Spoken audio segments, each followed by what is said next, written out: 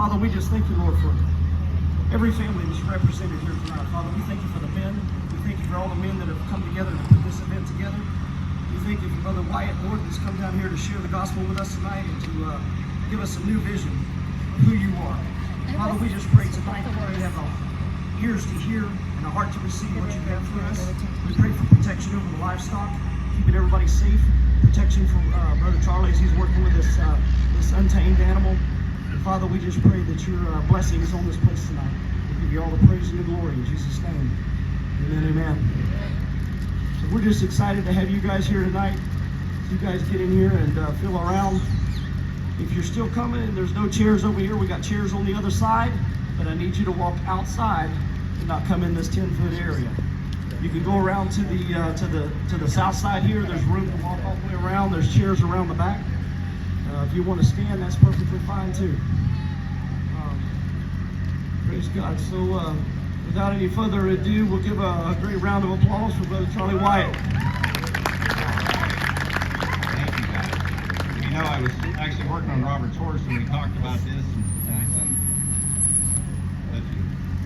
sent him suppliers for some other programs we're doing. He said, will you come down and do one? I thought, well, Robert can't have more than 10 friends. Sure, we'll go down. Turns out quite the opposite. So we're glad to be here tonight. We want to thank Destiny Church for the invite, and Robert and Pastor Greg and Bobby, and it's just great to start to meet all you people tonight. And I love what's going on here with the acreage and just the opportunity that you have here to impact your community. We travel far and wide. In fact, we're from New Bethlehem, Pennsylvania, and we'll be heading back that way next week, but we're going to Pennsylvania via Oklahoma, so we don't have real good directions, but we got to go out there and do a few things. But so we travel all over and get to work with a lot of churches, everything from, you name it, Amish, clear up to the most techie churches out there. And by the way, that reminds me, if you'll see some yard signs out, there's a QR code on there. That will take you to our website. It's a contact page, and from there you can get to our home page. You can see our events. We will be, Saturday evening, we'll be at Cooslick Equestrian Center right here in Naples, doing an entirely different message than what you're going to see tonight. Tonight's really about the foundation of faith, and Saturday evening will be about how do we go from bondage to freedom. And so we'll have about we're going to have 4 of our horses there, and maybe one, and hopefully one horse that we don't know. So we'll get started there. But my name's Charlie Wyant. My wife Renee is over here, right there. Thank you. She's put up with me for about 22.5 years. And our son Tucker, he's 14 years old. He'll be helping us tonight. And the horse that my trustees see, this is Silas, or registered name FRF, Rare Opportunity. He was born and raised, he's out of our old breeding program that we had years ago. He's a 10-year-old quarter horse. So he'll be doing a little bit tonight. And then our young horse here is a 3-year-old, Rocky Mountain, Kentucky Mountain Cross. When he's 3-year-old, his name's Jackson. He's owned by Michelle Bach from M&H Stable. And so has he ever been ridden, ever been saddled? So he's never been ridden, never been saddled. And if you'd have saw him when we took him off trailer tonight, he was about, oh boy. And actually I had to work with him just a little bit just to switch halters. He had a rope halter on. I don't like to use them in this program. Saturday night I will. But I had to work with him a little bit just to get him settled down. He's never been on, hadn't really been off the farm or much done with him. So, what else? Other housekeeping. I think I got all that, right? So please snap the QR code, visit our website. That'd be great. So one of the first things you'll notice tonight is that we've set up this round corral. There's several reasons for it. One's to protect you, but actually it's through boundaries is actually how we train the horse. So we always start, we start a young horse and we start with what's called just a plow rein. I'm gonna get rid of this plow rein. A direct rein, or they'll call it a plow rein, where you just reach here and you turn that horse like this. And you turn the horse like, and you start to set a boundary, because their hearing's not so well. Their understanding's not so good. And eventually we get to where the rein just becomes an influence. And if I want this horse to go this way, I just take this rein over here and he sits down and he starts to spin. And then if I want him to go back, I just take the rein here. And you'll see wherever I move that rein, if I lift on the rein this way, he starts to back up. And it's not because of the external boundaries that he's able to do all that, because you didn't see me pulling for all I'm worth. It's the influence of the rein.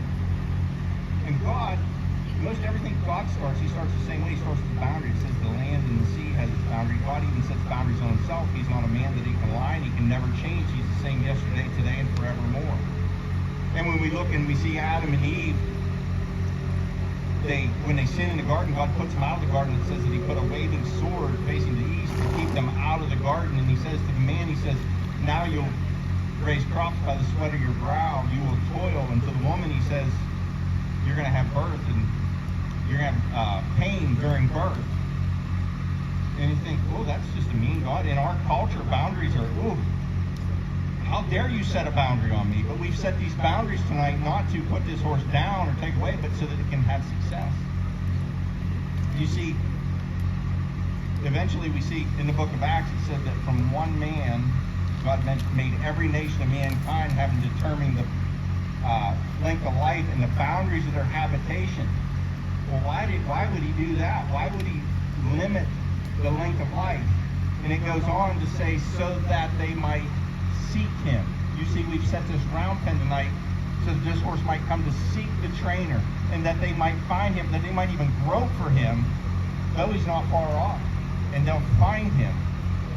For in him we live, we move, and we exist. This horse has all that power, and it's all set with the boundaries. Because you see, I'm the one that gave this horse his purposeful life. I'm the one that sustains it. It takes a trainer. That horse will never do what you just saw this horse do unless a trainer enters that horse's life and starts to set these boundaries. But as we work, remember it was so that they seek him and they learn to live in him. And if you take a horse like Silas and you turn him out in pasture for about 2 years, guess what? He loses it all. He no longer has all this. But if you continue to work on him, and Jesus said this, he said, the one who continues in my word, and I'm getting ahead to my message from Saturday night, the one who continues in my word is truly my disciple, and he'll come to know the truth, and the truth will set him free. You see, these same physical, external boundaries are now set on the inside of Silas. They asked Jesus, how is it you do all these amazing things? And he said, it's not me, it's the Father in me. See, it's not the horse. It's a trainer in the horse. I'm going to just be a little careful. It's a little slick because it's just a little wet rot. I'm going to stop wet rot. Ooh. Yeah, those are slick. If I didn't stop the flow. And if I just think it, my horse does it. You see, the commandments and the statutes and all these things, God's ordinances were all to get people to seek him. And he said, there will come a day when I will write my law upon their heart. They'll no longer have to be taught of men as to who I am, to know God. They'll simply know me. Right. Ooh. Back.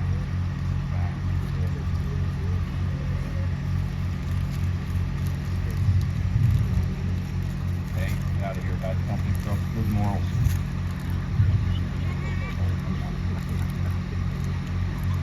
And you see, he says, so Silas no longer needs the physical boundaries. He was out here. And he learns to give and serve. And I'm not going to lope out here because it's a little slick. I don't want to slide into any of you. You might damage my horse. You see, he no longer needs the external. This is what all of it was about, folks. This is what every boundary was set for. Oh, I'm glad I didn't smoke when I walked past those people.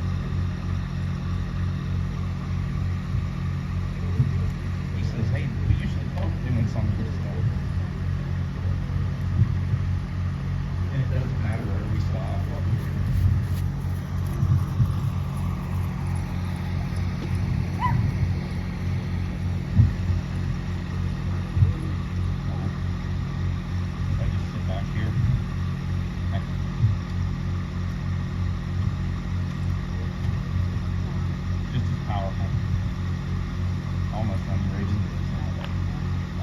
that'll be all for Silas. Up the platform.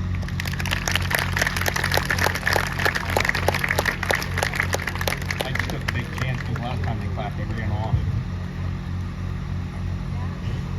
So before we enter with Jackson here, I'm going to take these spurs off. You see, these spurs are for communication.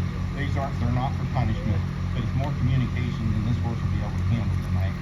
And besides, I trip over these a lot, so you just take them off.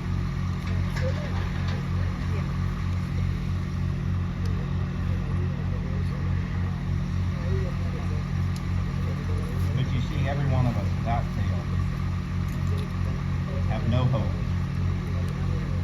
had no hope of ever coming to know God, ever coming to find God outside of one principle. You see, God knew, He saw the plight of man. He knew that we couldn't find Him, that He was going to have to enter our lives for us to enter His. And so the only way this horse ever can come to know me the way Silas knows me is if I actually enter with the horse and start to ask a few things. Now this horse can't hear. It's absolutely deaf. Not just. But you see, I can ask it the same things I asked Silas, but it doesn't understand. Though it has ears, it's deaf. Though it has eyes, it's blind. And though it has a heart, it can't reason. So, though they knew Him as God, they did not honor Him as God, but became futile in their reasoning. So as I start to ask, I come in here, so I can't, there's not much I can do, but because I have the boundary set, I can ask Him to do one simple thing. I can ask Him to go. And you'll see him winding his head, right? And so what's he doing here? See, he's just going to run off. And if I didn't have these boundaries, this horse would already be gone.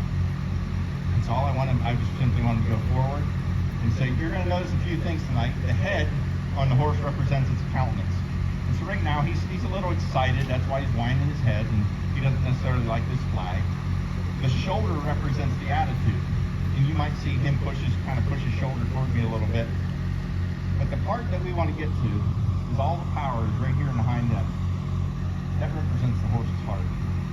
So we got some attitude going here. He's just having a good time.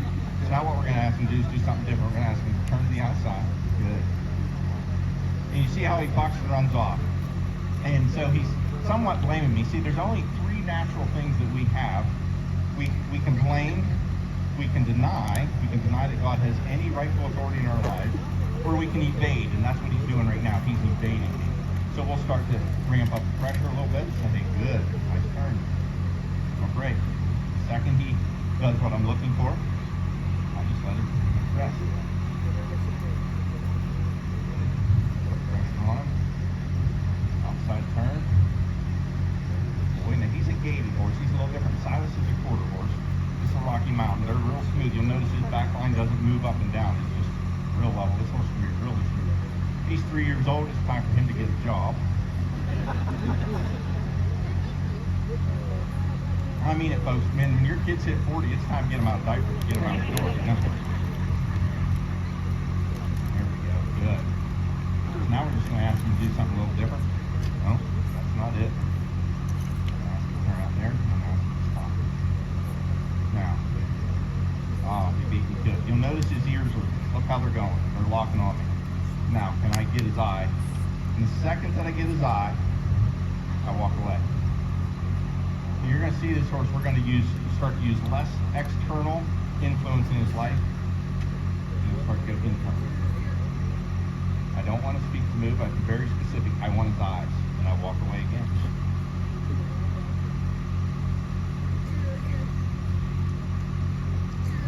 I'm going to turn him on the other side. Very specific here. You see, he has to let me touch every part of his life before I'm going to ride. Silas, he gave me every footfall that I asked for. He just gives me. Now, why do you automatically go back to that side? See, this is a religious horse. He knows all about religion. No. I got my rest over here. So he automatically, I got my cookies and milk. You know what, God, leave me alone. I put $20 in the plate last Sunday. I even went to church twice last month. No, it's not about that. It's about relationship. So he's arguing with me here. Who has authority? We're going to stop him here. And he's a nice horse. It's just in his current state, he's worthless.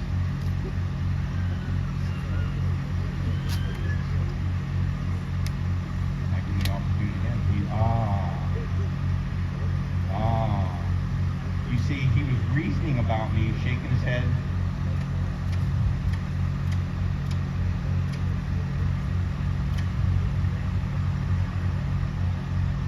No, I don't want your whole body. I want your eyes.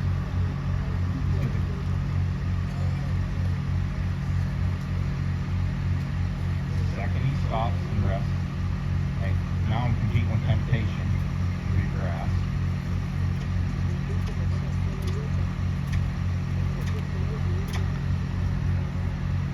There it is. I give a reward. You see, the second we do one movement right, God's like, He doesn't say, see, why didn't you just look earlier? Why are you eating grass? Hey. No, I'll put pressure on him there as long as he eats. Good. Excellent. Now that we've established this, see, he didn't just hear with his ears. He's starting to learn to hear. He doesn't just hear with his ears, he also is hearing with his eyes. So we're going to ask him to trot off, and we're going to add to this. And we start to build one thing upon another. And so we ask for the go again. You'll notice every now and then he looks outside this arena. Why does he look outside the arena? You see, you'll notice we're not out training this horse out in the herd. He was turned out in the pasture field, Michelle told me, with some other horses. We're not training him out with the herd. We've separated him. We brought him. Not yet. I didn't ask. You're beating me to it. We want to turn inside before we turn him outside. Good. But every now and then you'll see him look outside this arena because, see, he believes that the answers are all out here. Trust in the Lord, do good, well in the land. Cultivate faithfulness. See, he thinks the answers are, if I could just get away from the stupid training. You know, if Charlie was just a better trainer, if I just had a better coach, if I just had a better teacher, if I just had a better spouse, then I'd do good. I'd do it right. If I just had more money. And we spend our whole life talking about the ifs instead of looking to God for the real answer. Now this horse he's making this look way too easy. I hope that doesn't come back to bite me later.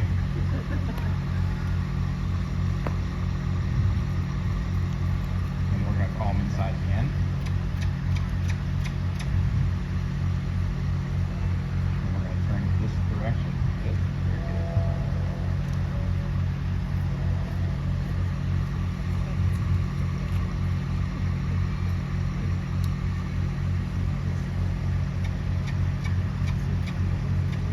And what do we see?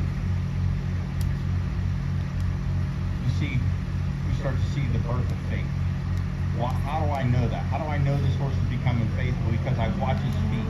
I don't listen to what he says. I don't watch him shake his head. I watch what his feet do.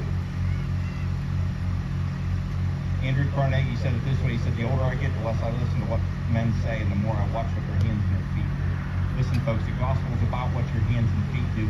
Now, we're not to be human doers. We're to be human beings. But out of our being with God should come works of love. And that's what tonight's really about, that this horse starts to learn to give, that he learns to start caring, that he takes responsibility for at least his own actions this evening, where he can start to then take responsibility for possibly other people's reactions or actions. That's what Jesus Christ did on the cross. He took total responsibility for mankind. Now, why would that horse follow me? I was the one that just touched his life. I'm the one he's sweating. He was comfy in his pasture. I'm the one who, I touched his finances. I touched his health. You see, what he found was, he said, I wanted to be found. I want just a little more. And so I just, I rub on it. You see, did he do it all perfect? No. I don't condemn him. You see, before I ever entered this round pen and talked with Robert, I said, I already have a blueprint in my mind of how this evening's going to go. Now, does that mean the blueprint might change a little? It might. But you see, I've already adopted him as my own. I already redeemed him out of the pasture field. I already see him as holy and blameless because that's the only way he's going to be able to have success in seasons. If I hold everything against him, you see leftovers into it. There's no track of the wrong something. And so I just start to touch it. And I start to touch every area of his life. But I'm a gentleman.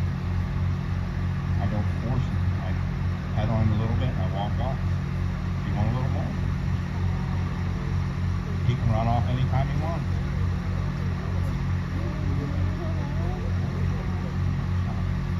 Now, if you saw him when he came off trailer, I had to work him just a little bit. I had to switch haulers, and I had to work him quite a bit to just get the hauler changed because he didn't used to being off the farm and out like this. He was for himself.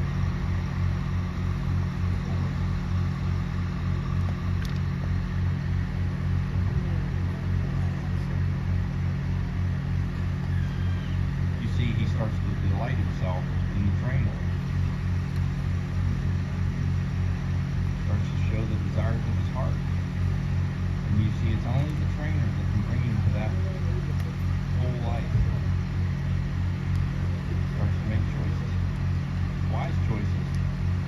Because the little bit of knowledge he has of the trainer, now he can start to reason. You see, that's why it's so important that God never changes. He's the same yesterday, today, and forevermore. Because we always know what to expect from God. Now, that doesn't mean we know it all. God set boundaries on himself. That means his word is true. We can trust it. Because you can't trust a liar. And you see, the more consistent I am in my training, the faster the horse can get it. Hey, you're getting ahead of me. And you can see the relationship start to build inside of this relationship with this horse and how successful. Well, good. He's coming right along. Let's walk on, buddy. Not bad. Now, you see he's getting a little pushy. He's kind of wanting things on his own terms.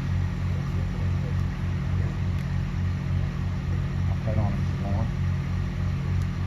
You see, the relationship must be built on my terms because I've trained a few more horses than he's had trainers. And so I know that areas of his life that if I don't address are going to hurt us later on. I walk off. Something caught his attention.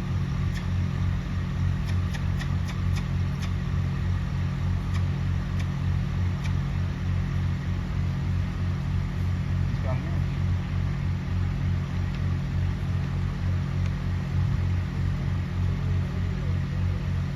I let him sniff this. It smells like horse. And this is where we start that conversation. I was having talking about this tonight with someone. You know, peace doesn't just happen.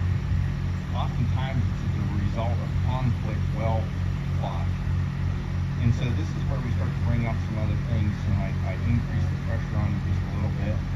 This smells like horse, and it, has horse sweat on it, so it's not too threatening. And I just rub it on him and I walk off, and we're prepping him for the saddle. And he wants to nibble on that. It's not horrible. You think he's hungry? Well, he's been out here eating in this grass for an hour. Very good. No, he's curious. Curious is good in this situation. As long as he's not too curious.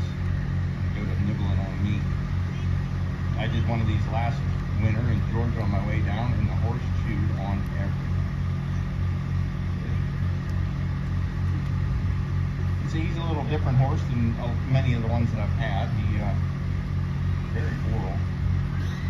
Kind of pins those ears a little bit. I don't know if I can totally trust him. Hold that up there. I don't know that we're going to let him keep nibbling like that. I'll start to change things up here a little bit.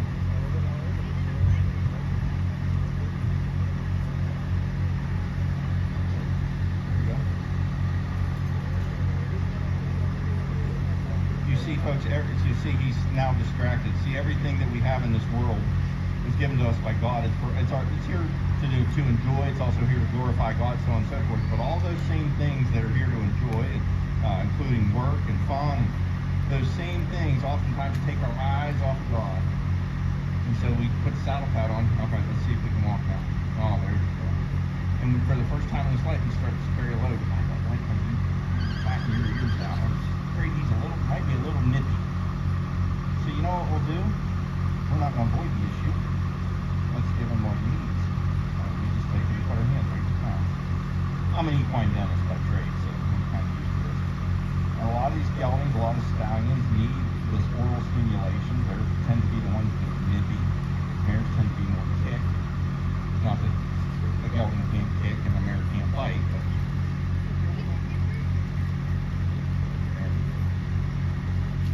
they start to do that, start to address the issue. And this is where we confront the issue. We don't sweep it under the rug. And so God comes into our life, now that we've entered this horse's life, and there's some things he says, hey, we might need to work on some of this, like you can't bite the trainer. And the question is, do we hide our heart from God, or do we really give him access to every area of our life?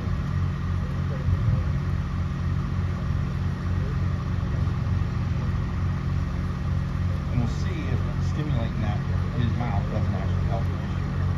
And so I slap this on him. Rocky Mountain horses are known for being pretty quiet breed. That's why they use them a lot for trail. And I'm sure, is he going to be in your trail riding program? Is that the plan, lesson program? For you to ride. She's taking the Cadillac.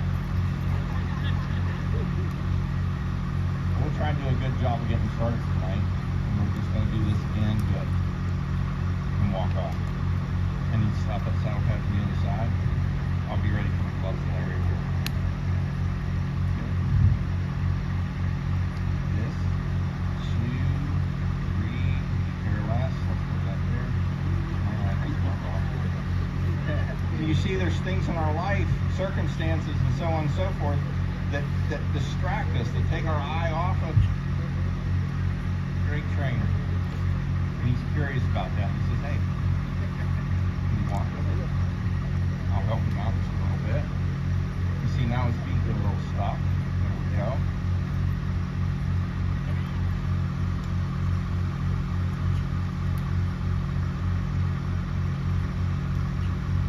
he roots it right back. He's on his own. Very good. And you see the colt that was formerly dead, right? Paul says it to Ephesians. He says, and you were dead in your trespasses and sins in which you formerly walked, according to the course of this world, of the prince of the power of the air, of the spirit that is now working in the sons of disobedience. So that's how he formerly was. It says we all too formerly lived the same way, indulging in the desires of the flesh and of the mind, and were by nature children of wrath. In other words, we were the same. We were all dead. We didn't know God.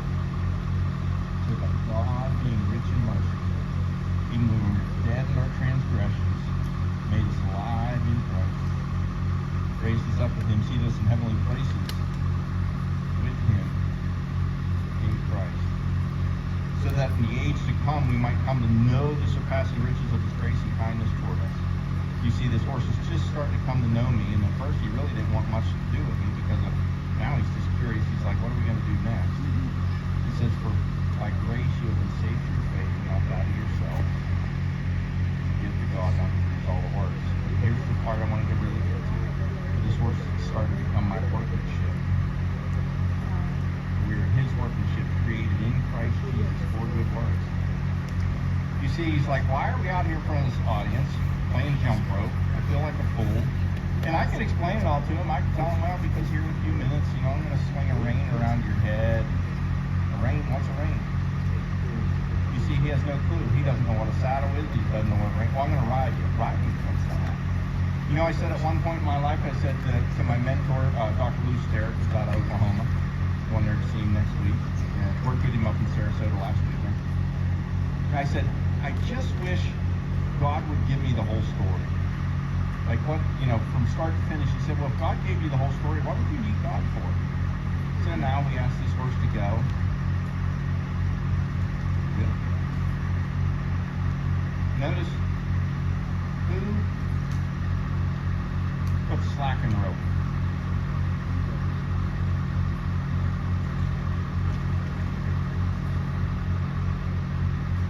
Me or the horse? Class participation, the horse. Very good. So what Scripture says, it says if you're at odds with a brother, you come to leave to make your offering, leave your offering there and go be reconciled with your brother. If you and God are at odds over something, who needs to slacken the rope? You or God? You know, it's funny with many things going on in our society right now. I've had a lot of people ask me because they know we have a ministry. Where's God? When's God coming to help us out? I said, you think we're waiting on God? And this isn't one person. This has been several. I said, you think we're waiting on God? God's waiting on us. You see, what you've seen is this horse start to walk in the blessing. God said, I've set before you blessing, cursing, life and death. And he said, I would that you choose life. I would that you choose a blessing. But then he goes on in the book of Deuteronomy, he tells us all the things that lead to the blessing, all the things that lead to the curse. But he begged us, he said, I would that you choose life. This horse has done a great job of starting to choose life. He doesn't know, but he's starting to trust. He's starting to learn to trust already. Well, let's see. He's following me around. He's playing jump rope really well. He just wants more and more to do. So let's test him out here just a little bit before we ride him. This colt keeps coming along this good. We're going to have lots of time for fellowship.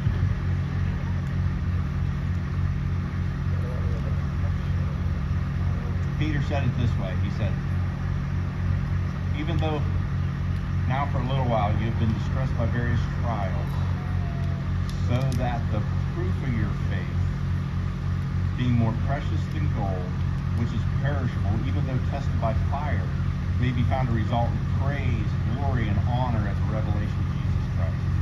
So I actually put this horse through trials. I started testing to see why it is that he followed me. Well, let's see.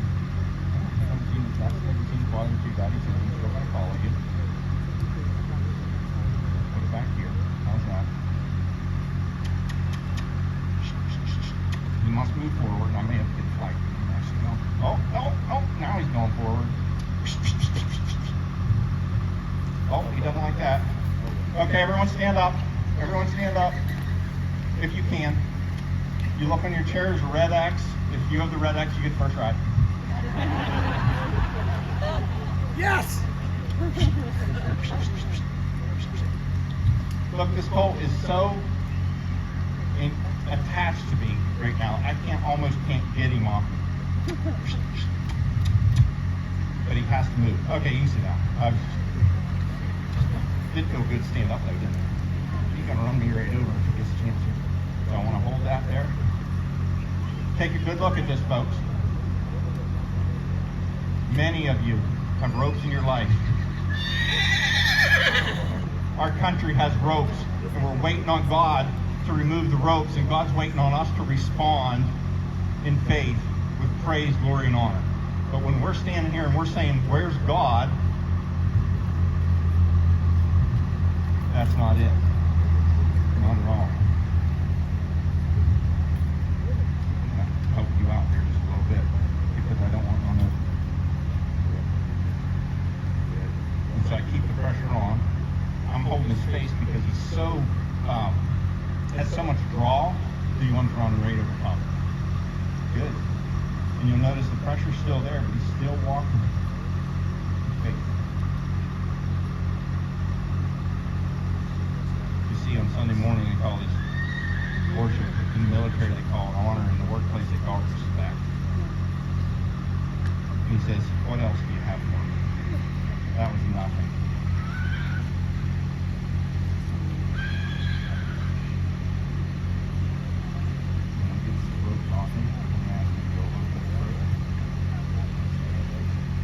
Ropes on, then I forget how to get them back off.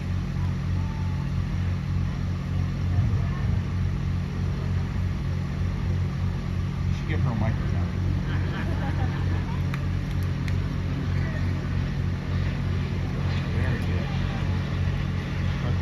right along here.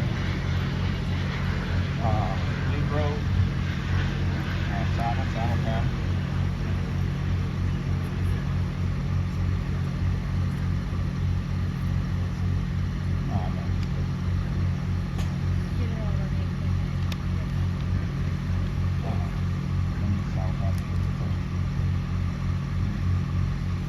This horse has never been saddled before. Yeah, it's first time. Thank you. I love it. My wife and I are going to become grandparents by our daughter and daughter and son-in-law in August. So I said I love kids, but if it's a little girl, I'm wrecked. I love all kids, but there's something about a little girl just tug at my heart. So we were at the store the other day and already found something to buy. Baby.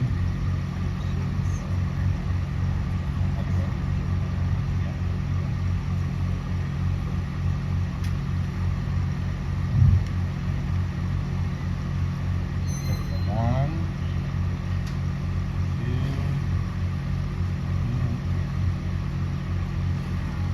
I like the shorter ones. They're a lot easier to put the saddle up on. We did a big thoroughbred in Georgia on the way down. Curious about getting on it. I like to do it.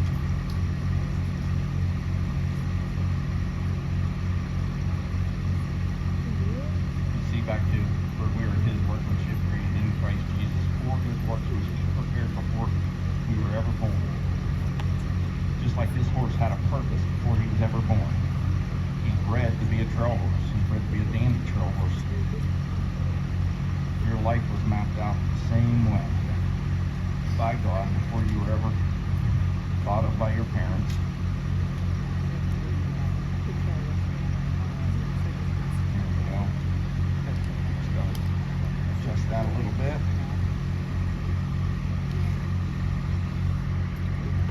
And so, just as God prepares you and I for everything that comes along, step by step, He's prepared the horse for this.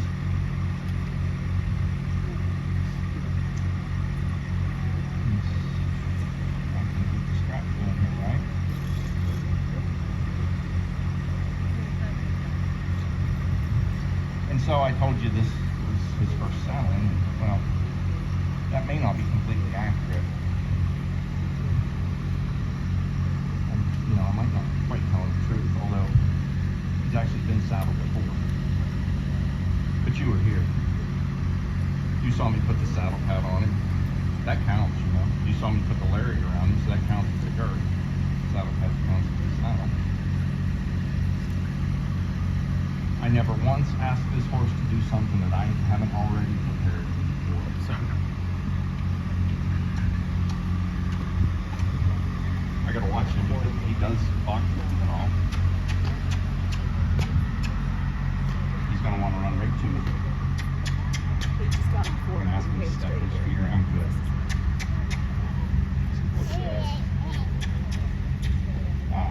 Flag. I want to move him so he doesn't get in trouble with his mouth here.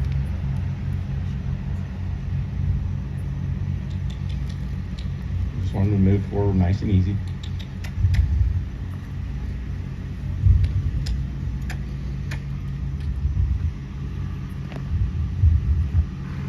Good. Now the other direction.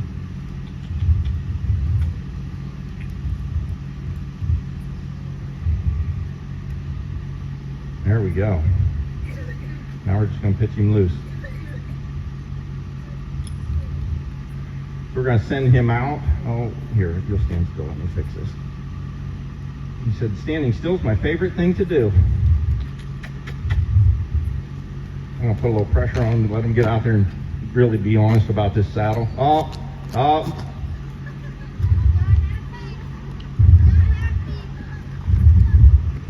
Oh, he's going to bite the saddle. Don't bite that stirrup and get it stuck. I'm an equine dentist. I've fixed a few of those. You rip teeth out. Just going to move in here just so he doesn't get in too much trouble. Just get him to move out.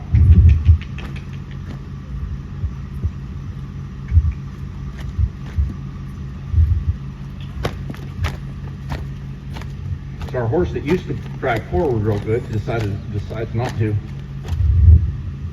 Good. All right, so we're going to let him chill out with that for a few minutes. We'll take a little intermission if you need to hit the restroom or anything. I need to get a drink, and we're going to come back. We're going to ride this horse, and then we might bring Silas back in to do some more. I don't know.